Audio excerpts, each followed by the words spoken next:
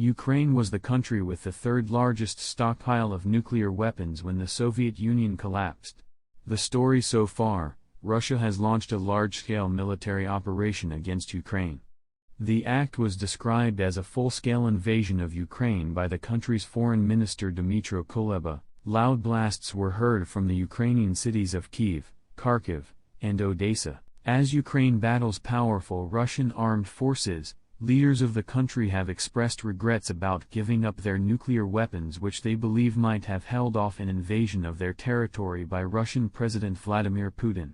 After extensive political maneuvering, Ukraine ratified START in February 1994 when it signed the trilateral statement along with the US and Russia. Ukraine committed to full disarmament in exchange for economic compensation and security assurances. The country had accepted economic assistance from the US to dismantle missiles, bombers, and nuclear infrastructure, and agreed to hand over its warheads to Russia to be dismantled there in exchange for compensation for the commercial value of its highly enriched uranium. Ukraine transferred its last nuclear warhead to Russia in 1996 and dismantled its last strategic nuclear delivery vehicle in 2001. At the time of its independence from the erstwhile Soviet Union in 1991, Ukraine had the third largest stockpile of nuclear weapons in the world.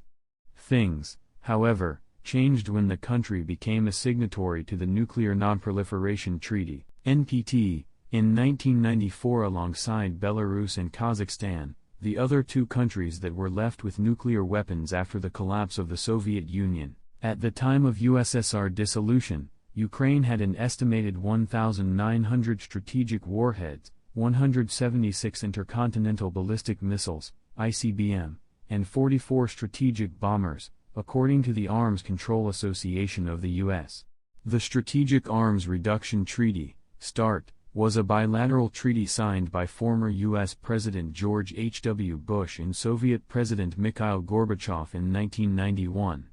It limited the number of ICBMs and nuclear warheads that the countries could possess. The treaty went through a period of turmoil when the Soviet Union ceased to exist, casting aspersions on its legitimacy. Ukraine, Kazakhstan, and Belarus signed a protocol in Lisbon in 1992, making them successor states of the Soviet Union. The treaty obligated the successor states to join the nuclear NPT at the earliest, and the nuclear weapons were to remain under the control of a single unified authority until then.